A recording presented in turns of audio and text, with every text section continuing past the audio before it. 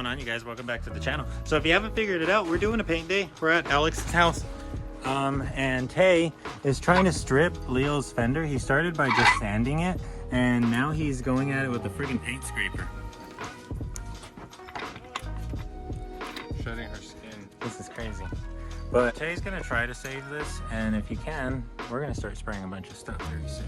But until then, I need to finish prepping my car. I'm currently getting everything masked up. It looks like I am gonna be spraying the panels on the car. So hopefully we can get a more even and consistent front end look doing it this way. But we'll find out. We're gonna spray it with Viper Red, the same single stage paint that we used to spray the entire car. So it's going to color match perfectly. We'll find out. We'll see how good the single stage comes out, and then we'll go from there. So let's get going.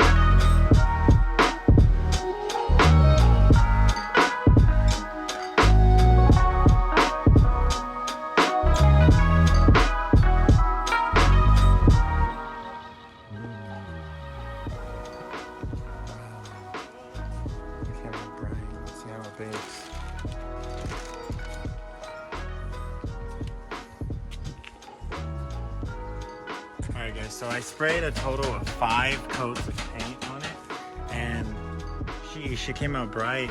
She's a lot glossier than last time. I'm actually really happy with the finish. It is a little pilly, and there is like contaminants on the surface, but that's kind of just the nature of, you know, a DIY backyard, front yard paint job. Wow, okay. I'm just gonna let this cure. We're not really gonna judge it. We're not really gonna look at it. Let's not let that happen though. Let's pull this off.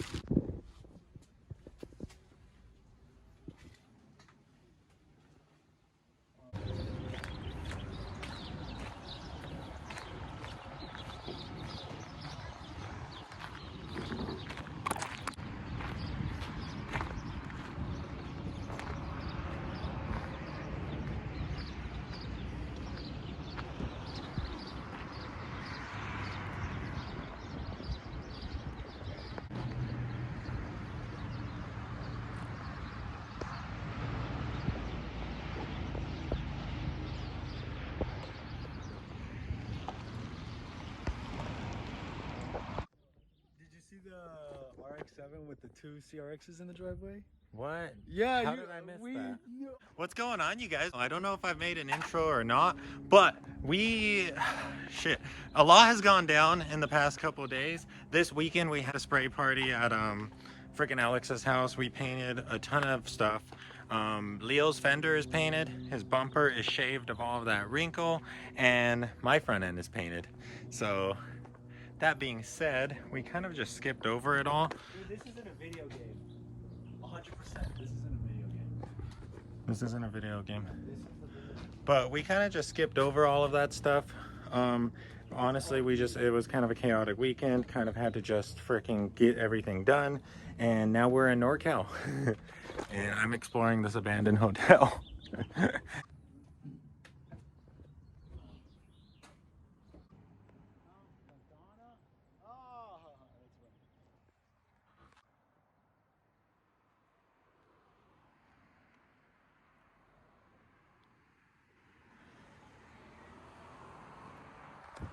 And yes, guys, I did bring my CRX out here. We have done approximately 1,250 miles since first startup, that's freaking incredible. It still feels so freaking crazy to be on the highway in this thing, knowing that I assembled this thing in my mom's backyard. But she's been holding up. We have miles on miles at this point. We're looking at freaking 1280. We're looking at 1280 on the dot. That's how much the odometer has counted since startup. The paint has had all of its time to cure. She feels pretty hard. My headlights are off. But we do have some debris just because we did drive it home from Alex's house while it was still pretty wet. So it's gonna need a pretty good cut, but I did paint very, very thick. This is like a total of 5 layers, I think. This is 5 coats. So we should have plenty to cut and polish and get her to shine like glass. Check out the wagon.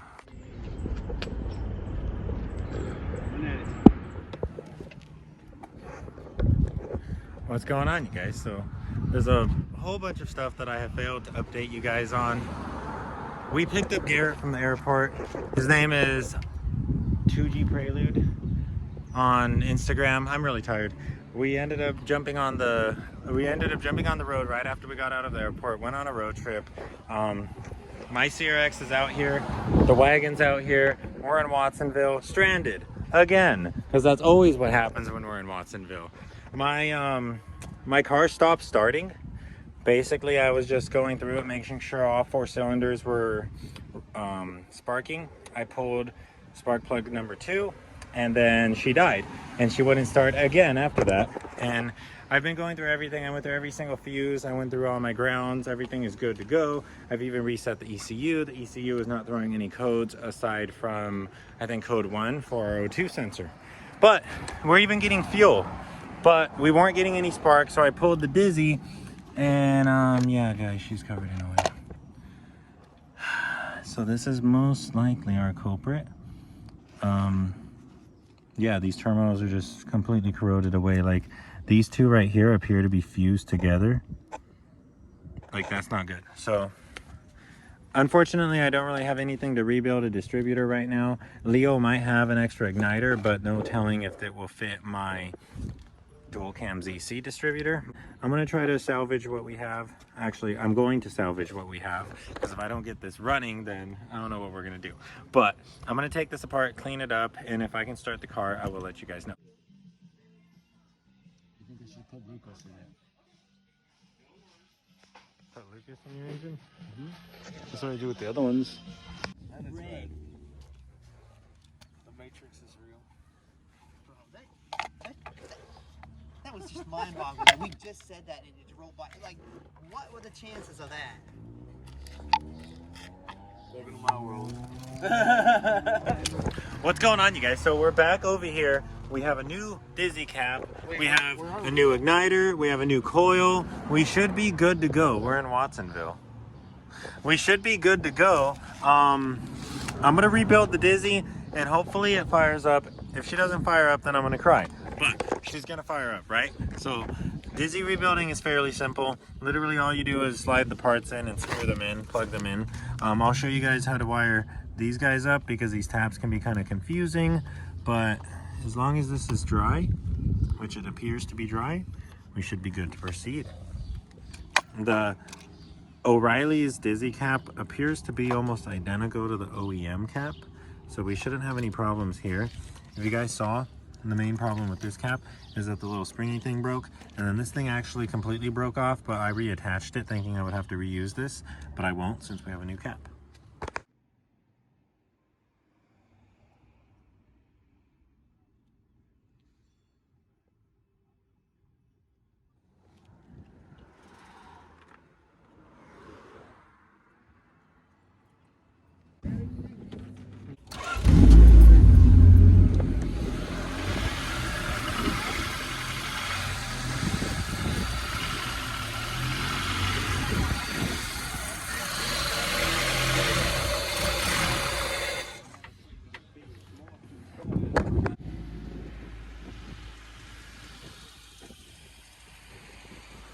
Well, would it be a trip to Watsonville if some shit like that didn't happen?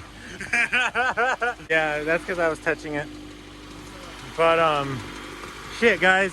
So I rebuilt my freaking distributor. Here's all of the old parts. Here's the old coil, all covered in oil. The old igniter, all covered in oil, in pieces, corroded. The old cap, corroded, broken. Yeah, so I did not replace shit. Wow, yeah, it's from the cap. So I did not replace this seal right here, so she's probably still gonna leak, so we're probably still gonna have to address this when we get home. But for now, the car is running. I do not know why it just freaking broke on me when I was checking if my cylinders were all sparking. I mean, like, how many of you guys have just pulled a spark plug wire to deactivate a cylinder really quick, like just to check? I'm pretty sure everyone does that. I've done that for years. I've never broken a distributor doing that, but I guess she broke today. We saw that she was all corroded, all covered in oil, so it only makes sense. But distributor's rebuilt, it's all cleaned up, all new parts, new igniter, new coil, new cap. We should be good to go, so we're gonna get back on the road. And if you guys don't know what the freaking point of this trip is, it was, why are we here? Issa's all loaded up with parts. My car has a bunch of parts that Leo provided us. We have a freaking ashtray. We have the door handle thingies. We have a ton of little goodies, basically, right? And Issa couldn't smog the wagon. It didn't pass smog, but Leo had a catalytic converter for the EF just chilling in the van. So we came back up here. We picked up a ton of stuff. And yeah, guys, that's pretty much it. We're gonna get back on the road and we'll see what else happens. Hopefully nothing like this happens. Hopefully this is our only breakdown for the trip. But we broke down, our distributor fried, we rebuilt it on the side of the road. Again, just like when Leo's tranny fell out. Same exact freaking spot, actually. We built the CRX for the first time. If you guys don't remember, the channel started right there. But yeah, guys, we're back on the road. So we're gonna get going. Tune into the old videos if you guys remember this spot.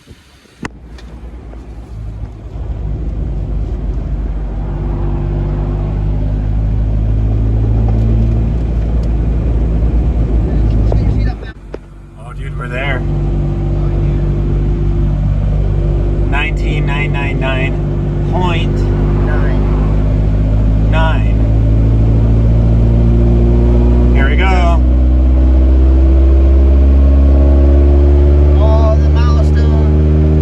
Dude, she crossed 200. Nice. Wow.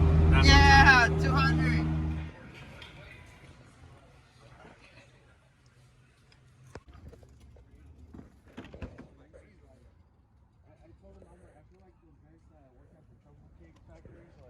Yeah. To make the snow cones, and they like scrape them up and all that. Yeah. Make them.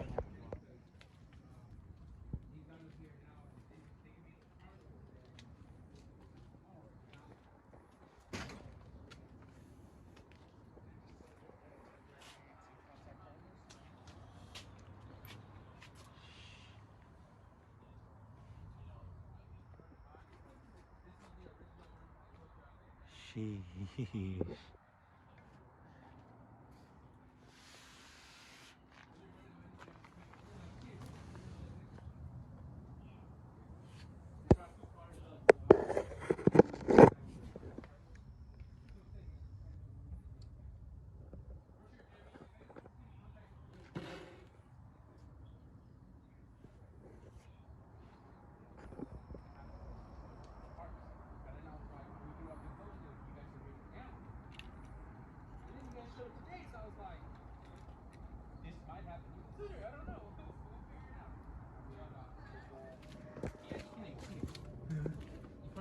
bothered either because it's aluminum. Nah. I said even before you asked.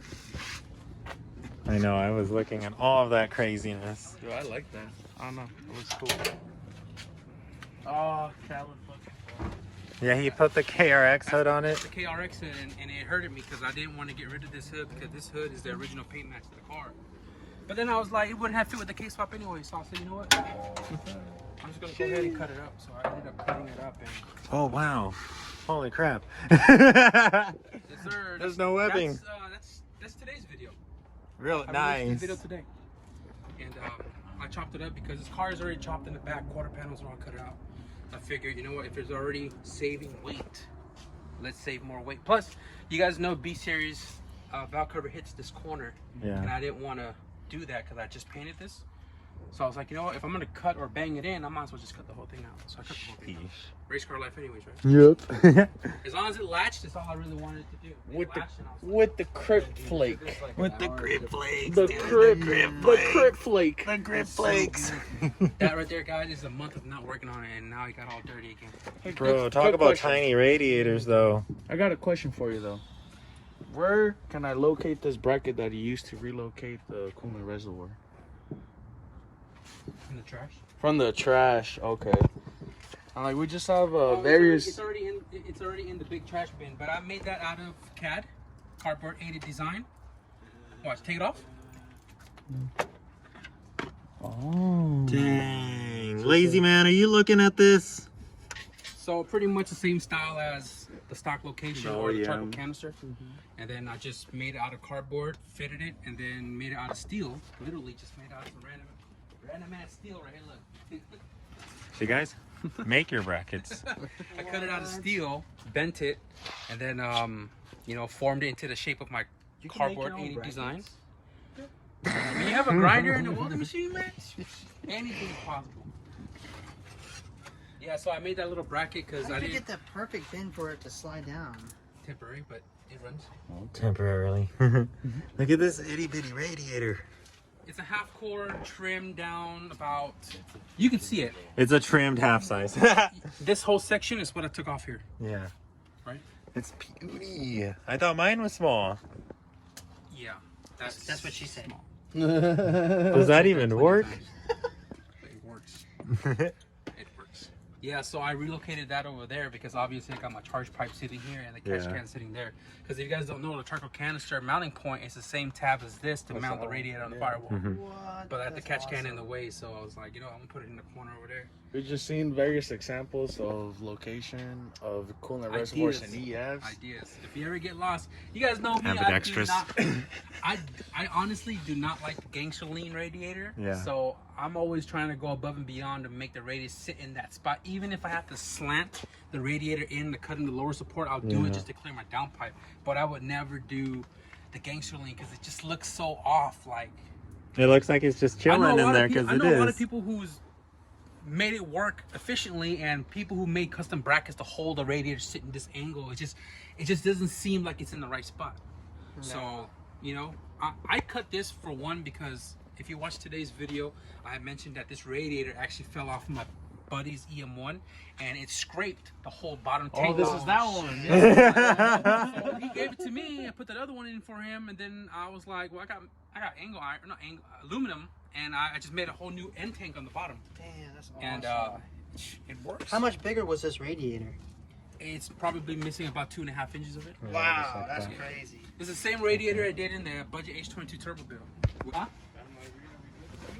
No, I'm gonna sell that one and put the other one in. Remember the one I was gonna give you? I brought it. It's in the back seat. Do you know anybody's got a stock B16 fuel rail? Stock B16 fuel. You know, I honestly don't even know what the difference between all the B series. Whatever I had in my bin, stick it on there. I know it positions the fuel pressure regulator different. That's the one I need. I'm looking for that. I don't want to put an aftermarket fuel rail. I want an OEM. This is the B16 block with the H22 head, right? Yeah. 100%.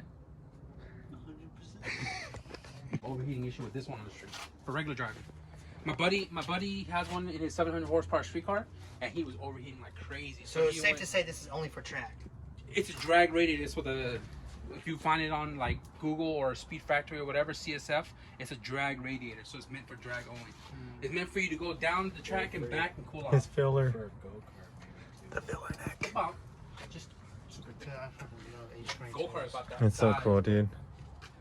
Not a big engine. on a pinch, like Yeah. go-karts aren't that big. Yeah, I've seen people use go-kart radiators. I was cutting out the glass and my wire went this way, and I was like, Rip the dash mat. hopefully with the black trim that's on the windshield, you won't see that. Sorry. The window cowl. There's the motor sitting right there. You know, Beautiful. Originally, before this car, before everything, this was supposed to be here. but I kept the B16 in here. I knew what I was going to do with this car when I got it. I just didn't know that it was going to line up the way it did, and you know, it turned into this. Thanks, Macy. He was talking, I'm taking shit to the junkyard. Break everything. Y'all, so you might be wondering why the hell are we in NorCal again? I never really explained that. We came to pick up another impact from Dana. A Mako impact. Now, the only reason why I'm giving this baby up is because you guys should know this. It doesn't stop. I've broken a couple lug nuts with this, and just not the business, but you know, as long as you guys are just using it to take things out, shoot the Gucci taters. You guys already know how reckless we are. This is gonna end badly. Where's your Gucci Taters shirt?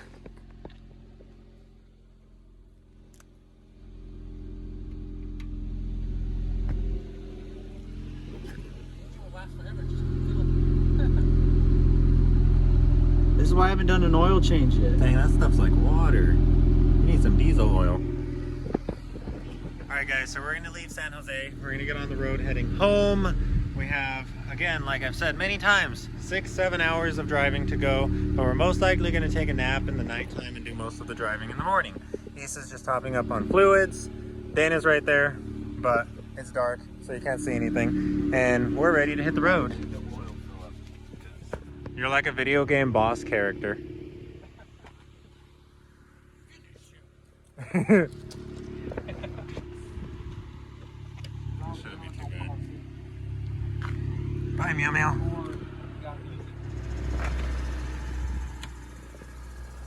We ready?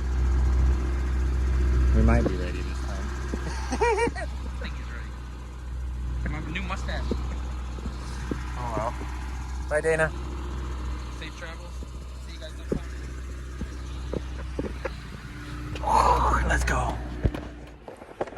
What's going on, you guys? So it is morning. We are probably about an hour and a half away from Dana's house, and late last night I developed a fuel leak out of nowhere. So my fourth injector started leaking fuel, and I started smelling it through the cabin because, as you guys know, this car is pretty much still a shell. It's just a firewall. That's the only thing separating me from the engine bay. So I immediately started smelling a fuel leak. I eventually found an eaten up O-ring. I think I still have the O-ring. I do. I found this O-ring missing a chunk, and it was just spraying fuel everywhere, and that was absolutely not safe to drive on. So we pulled over. I coasted it into the Safeway. We slept in the parking lot, and then it's morning now. We have already picked up a fuel injector resale kit from AutoZone, or I think that was AutoZone, and this green O-ring, which green is for fuel. This was probably not a fuel O-ring, my bad. But the green is for fuel, so we're gonna slap that on, resale the injector, and we should be good to go. And then we're gonna get on the road again. It's very, very cold, and this was definitely a little annoying, but we're gonna take care of it with no problems. Let's go.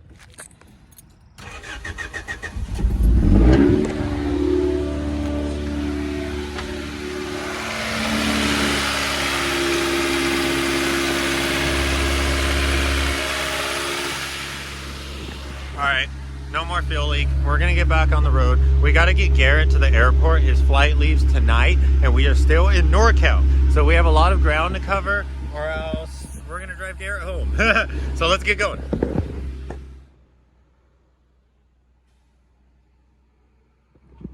So we're dropping Garrett off at Ontario. He's gonna fly back to North Carolina. Charlotte, North Carolina right now. And we just couldn't get out of here without something happening. I guess someone friggin' crashed right in front of the airport entrance. I don't know. Once we get around here, we'll see what happened. But you guys, look at that mileage. And that has lapped over the trip counter. We have done about 1,800 miles. What's going on? Nothing? Nothing? It's a massive oil spill. Oh, what the hell, really? All the way up there. What?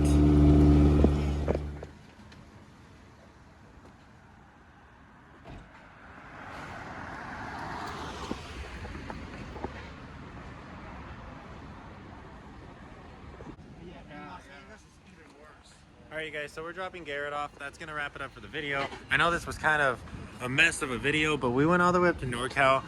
I got like 2,000 miles on my CRX right now. Dana gave us some wheels that Garrett's going to be taking home for his Prelude. And until next time, bro. So Garrett's out. Flight back home. Yes, going back home. Until next time, brother. Thank you, bro. Thanks for everything. Thanks for coming through, man. Yeah, no problem, bro. Appreciate everything. This guy flew in just to hang out with us, guys. Yeah, that's what we keep saying. All of y'all want to hang out. This guy took a plane out here to hang out. Across the United States. Just come hang If out. you guys need us to pick you up from the airport, we'll take like 3 hours, but we'll pick you up. Thank you. And you get to enjoy a beautiful California sunset. Yeah, that thing is beautiful. I love that. It don't look like that in Charlotte. All right, we got to get going though. Yeah. See you later, bro. Definitely. Thank you. We're gonna be out there soon. All right. I'm waiting. Yeah, I think so.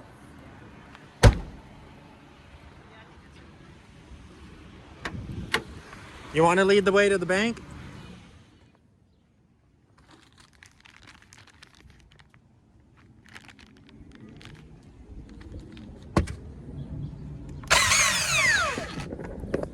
What's up, guys? So we're back home. It is a new day. It is the next day, and that's pretty much gonna wrap it up for the video. The road trip is over. The front end of my CRX is painted. Let me show you guys that. I was just going over it with some acetone, taking off a little bit of the paint overspray from the windshield, but for the most part, this is how she's looking. This corner light doesn't really stay in. I'm actually gonna go back to the 88 style. It's gonna be easier to get it to line up. But anyways, that's the paint job. It needs to be cut and polished, but for the most part, the paint laid very well. It is not bubbling, and it actually feels very, very smooth. Like, it looks very peely, but it's actually a lot smoother than it looks. I don't know if that makes sense. I'm pretty positive that with a good cut and polish, this is gonna shine. This is gonna be really, really, really popping. Next, we're gonna do the doors, because that door is actually not too bad. It's the passenger door that is very bad. We have this dent here. We have a lot of dents down here. Yeah, so doors are next in terms of body work. But we are back home. We did get to see Dana again, and Dana's birthday is coming up, guys. So I think we're gonna go back up there, do something with him, probably just kick it, go on a little CRX cruise. Leave a comment on this video if you guys want to see a CRX cruise for Dana's birthday, because I think that would be really cool, and I think that would convince him to bring out the red all-wheel drive CRX. But anyways, if you guys are excited for that, definitely like and subscribe. Join the notification squad if you are not already part of the notification squad. And until the next adventure, guys, I think we're gonna have a Corolla video next. I have been working on the Corolla. I have been compiling a lot of clips of progress that I've been doing on the Corolla. I have a list of things that we need for startup, and then we can get rid of that car and we can move on to the next big thing. If you're excited for any of that, guys, like and subscribe. I will see you later, and maybe next time. And maybe until next time, guys, save an EF.